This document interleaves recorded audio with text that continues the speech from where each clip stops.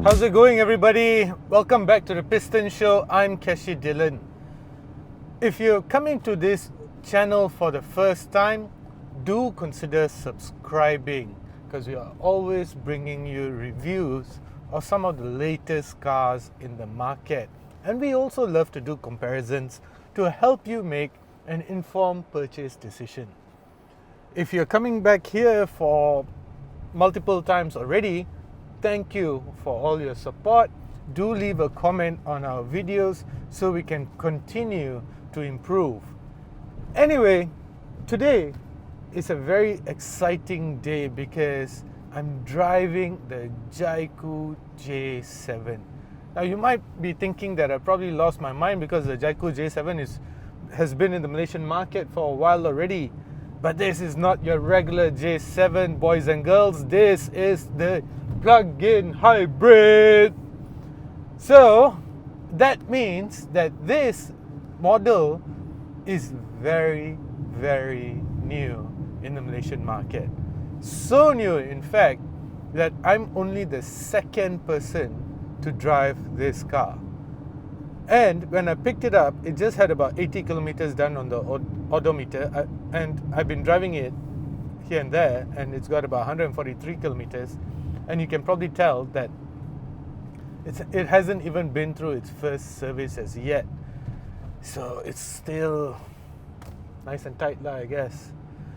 So in one thing that the Jaecoo J7 plug-in hybrid is that it answers a very big question that a lot of naysayers have at the back of their minds when it comes to EVs, including myself.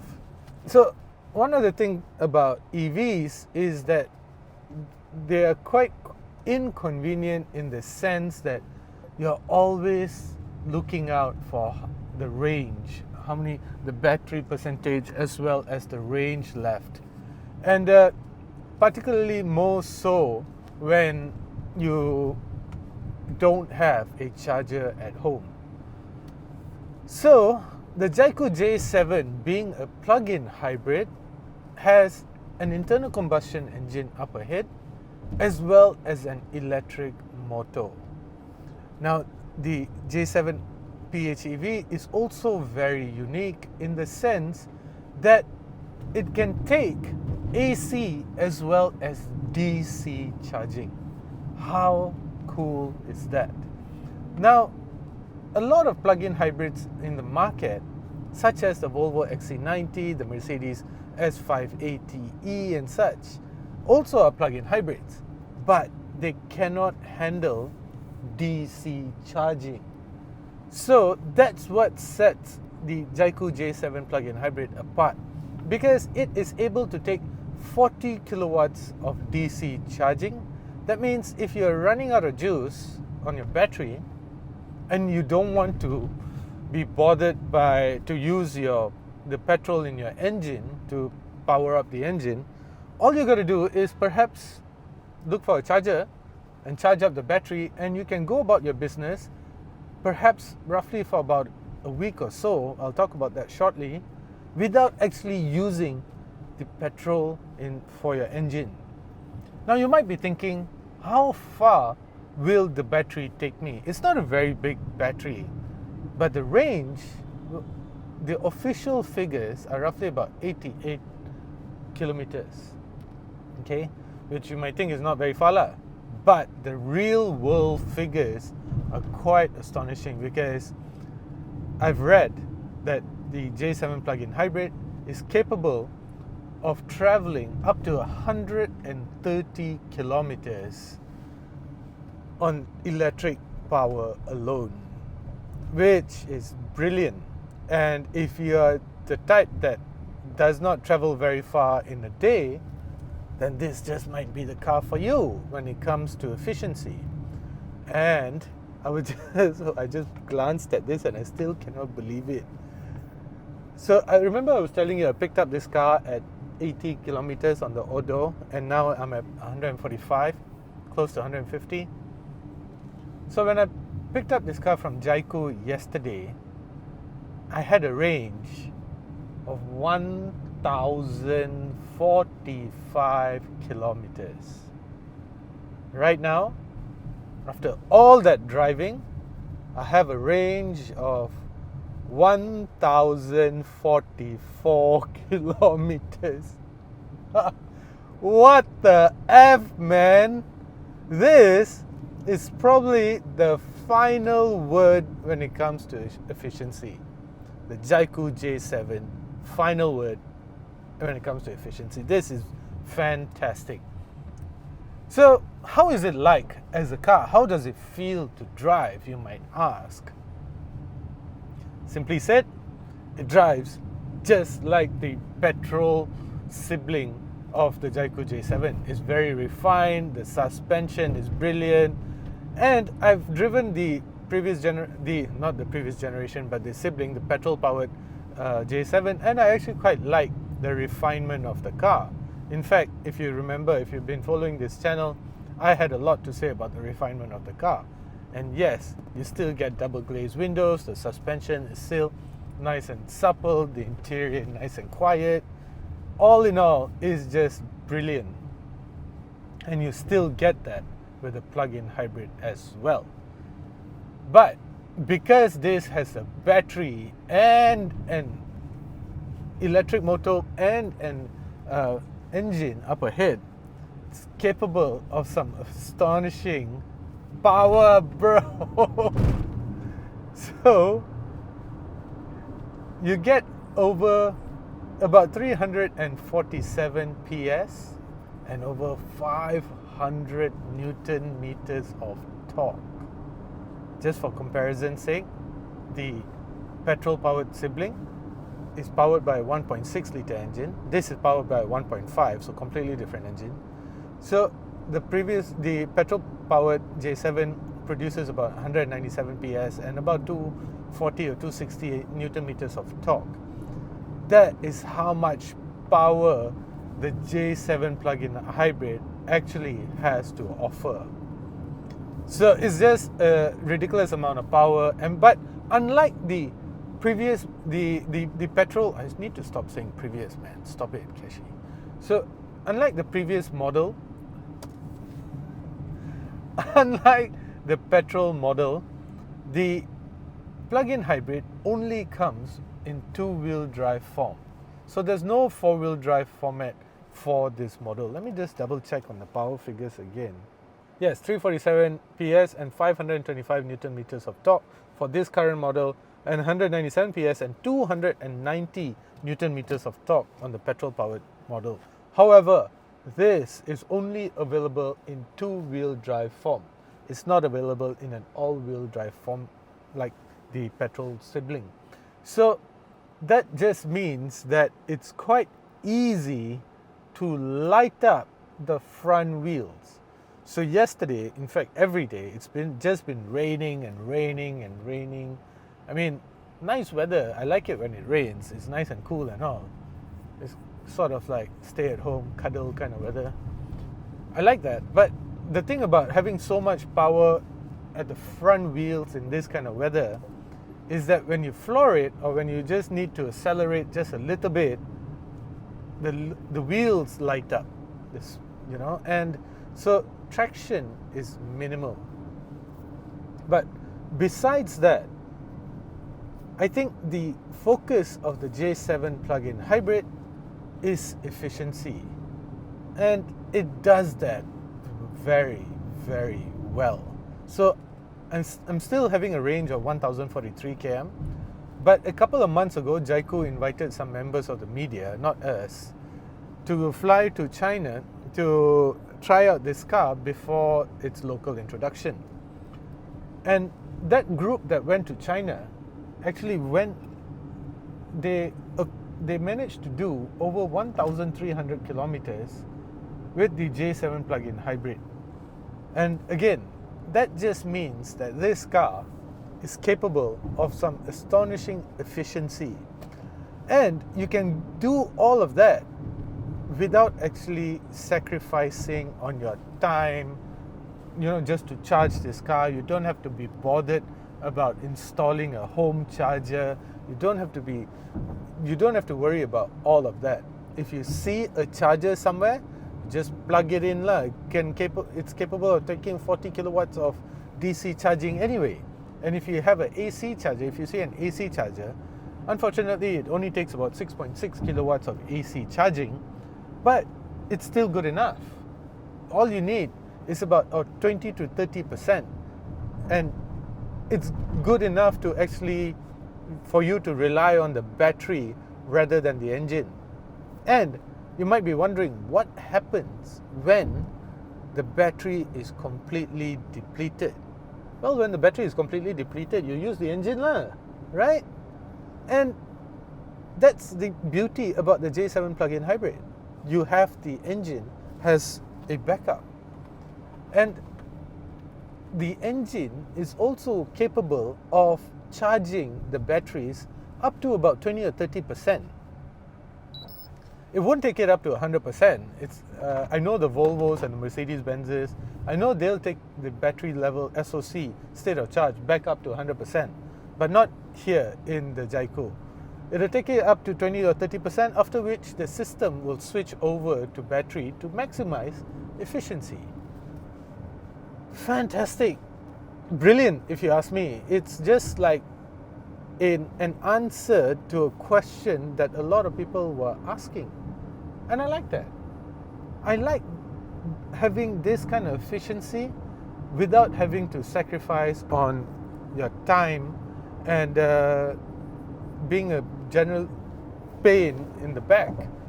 So for me, the Jaecoo J7 plug-in hybrid is probably the best model. Arguably, let me think about this. I would argue that the Jaecoo J7 plug-in hybrid is not only the most efficient Chinese car in the market, it's probably the Chinese branded car to have if you want something that is nice to drive and yet efficient at the same time.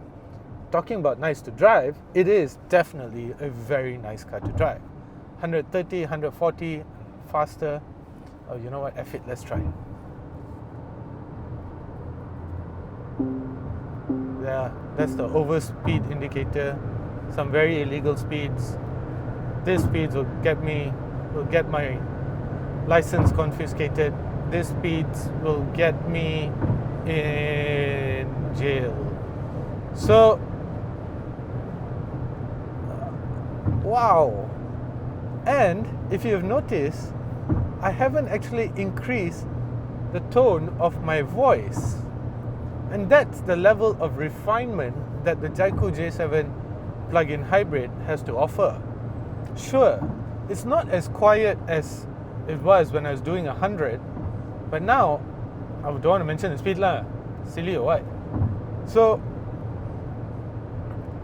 even then, refinement is fantastic, and the suspension of the J7 plug-in hybrid is somehow feels a little bit softer than the petrol-powered model, which is not really a bad thing because this model has a motor, has a battery pack, and has all the associated cables and such. So which means that this is a heavier car. So a heavier car probably needs a different suspension tuning lah. And that's okay, because what that has resulted in is a very comfortable car. Of course, it wallows a little bit, you feel it, but that's typical of Chinese cars lah.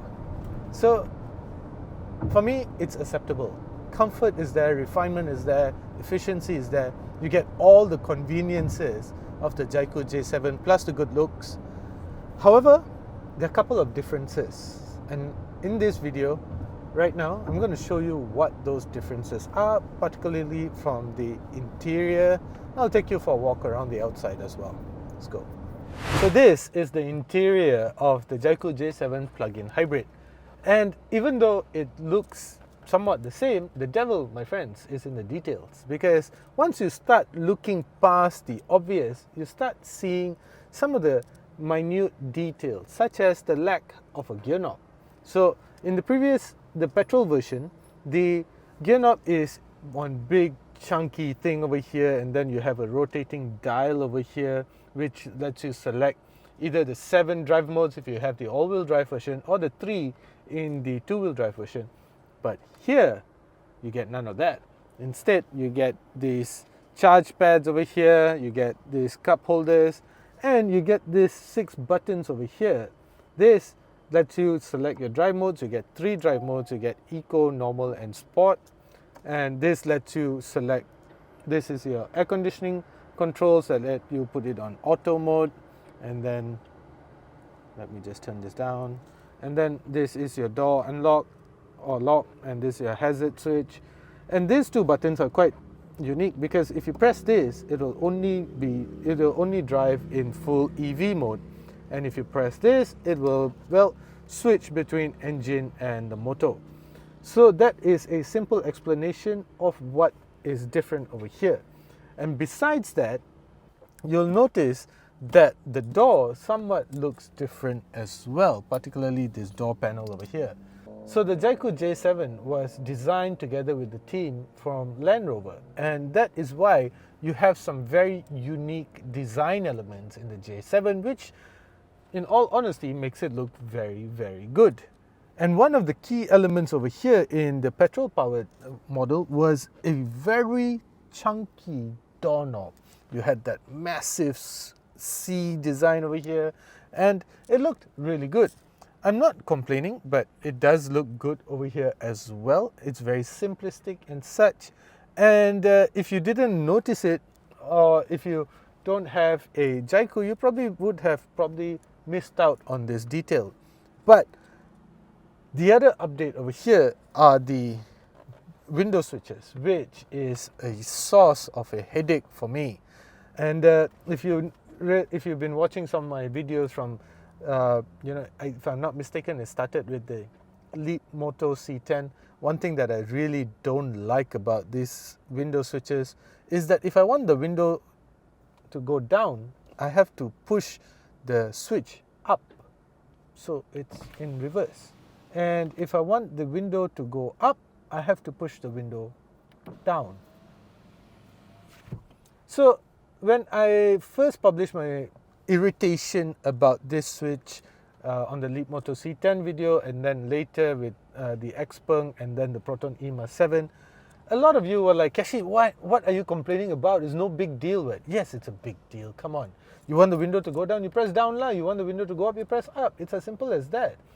There was one guy that started talking about aeronautics and such, that if you push the, I don't even know what you call it, man. Whatever lah. Anyway, that's a irritating part for me. But besides that, the interior of the Jaecoo J7 plug-in hybrid is somewhat the same. And just in case you're wondering where the hell the gear lever went, it's right here at the side in typical EV fashion. Other than that, it's still a very nice interior. You get the same comfortable seats, you get the same 8-speaker Sony sound system, you get a very nice interior, simply said. And interestingly, I just came out of the Chery Omoda E5 yesterday, and I see a lot of the same thought process that was in the E5 is in the Jaecoo J7 plug-in hybrid as well, such as these buttons over here, selecting your drive modes from the screen over here, the placement of this gear knob, which is again not really a Chery kind of thing, but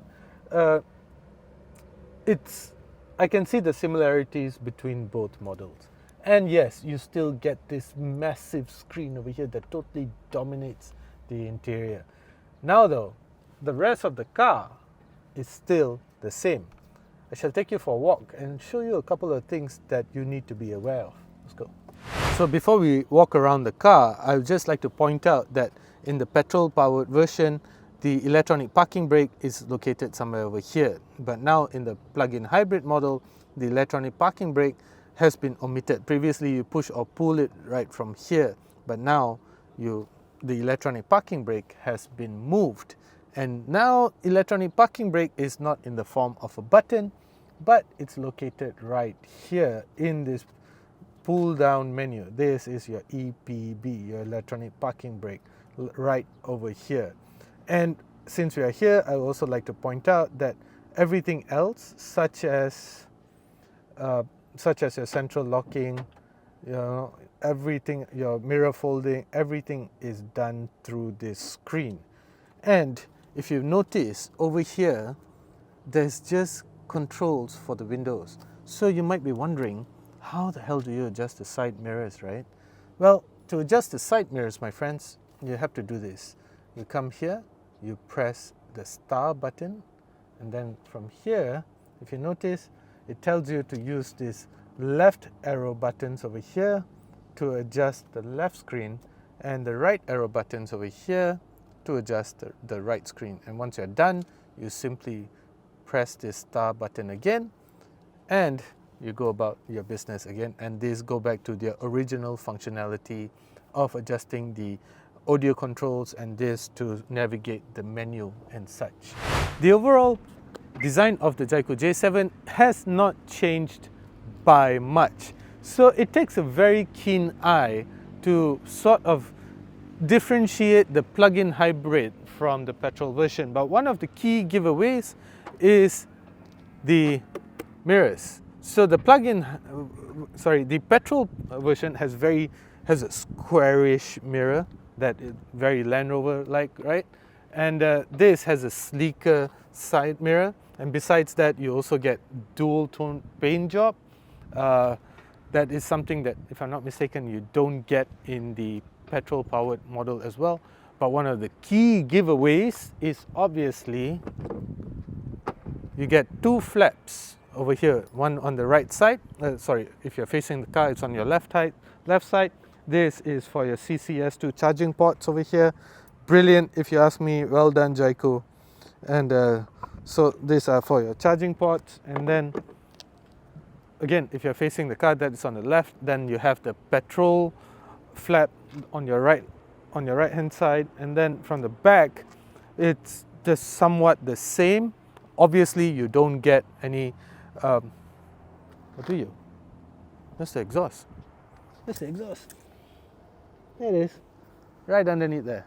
So very neatly tucked away. So that gives it a very EV-like design at the back. So very clean, very aerodynamic design. Of course, you get the plug-in hybrid emblem over here as well. Now, I want to show you something that sort of breaks my heart, because the one thing that I really liked about the Jaecoo J7 petrol version was the fact that it came with a full-sized spare wheel.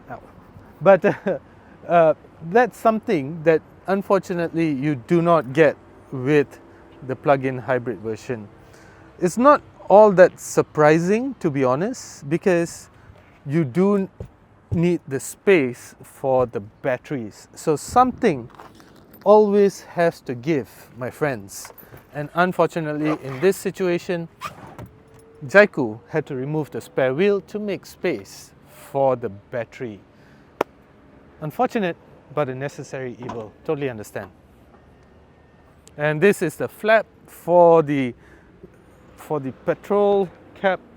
And the wheels, as I was mentioning, are totally different. They look very EV-like in their design right now.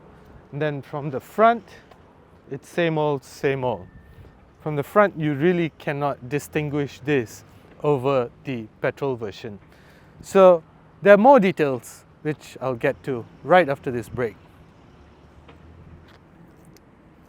So when Jaecoo Malaysia first introduced the J7, the petrol version I'm talking about, earlier in 2024, they were very keen to show off the off-roading capability of the car.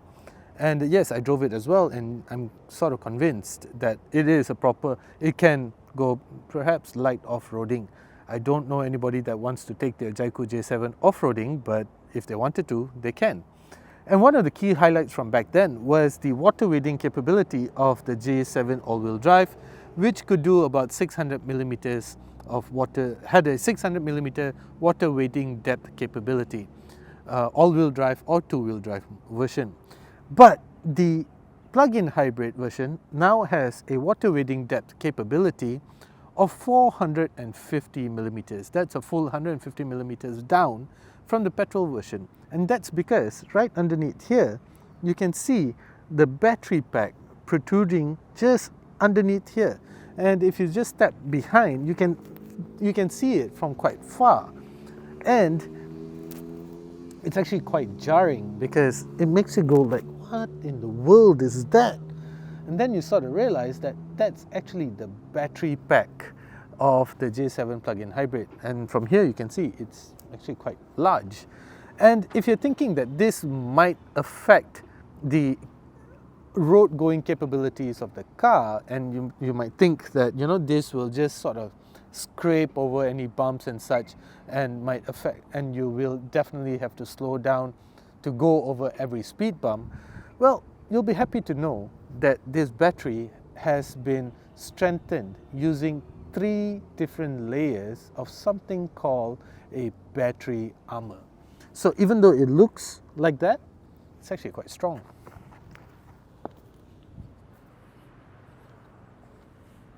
So the biggest update to the Jaecoo J7 plug-in hybrid is obviously the power plant. And this is how it looks like. It looks very, very complicated, but then again, hybrids usually are. Underneath here, or rather this is a 1.5 litre 4-cylinder turbocharged engine. This is a TGDI engine. It's the 5th generation model of this particular unit, which means that it powers other models in the Cherry, well, armada of models as well. This, as I've already mentioned, produces 347 PS and 525 Newton meters of torque. But even though the numbers suggest that this is a serious performance power plant, it does the 0 to 100 in over 8 seconds. Now this, as I've already mentioned, is a power plant that is designed for efficiency. Now, a lot of these cables and such are designed for cooling, are designed to transfer power between the 18 kilowatt hour battery as well as the 1.5 litre engine. So there's a lot of intricate details going on over here, but then again, with efficiency rated at over 1,300 kilometers, and this power plant has been rated as one of the most thermally efficient power plant in its class, well, I would expect it to look like this. It's actually a very capable power plant. So the big question now is, how much does it cost? Well, the car has not been officially launched as yet, so everything is just speculation. Some say over 170 grand and some say below 170 grand. I, to be honest, have no idea. What I do expect though is for Jaecoo to again offer its brilliant warranty package that is rated at over 1 million kilometers on the power plant and such. It'll be interesting to see what Jaecoo Malaysia has to offer in terms of pricing as well as warranty. One thing I know for sure though, this is one of the most efficient, fuel efficient cars currently in the market. Thank you for watching guys. As usual, do consider subscribing.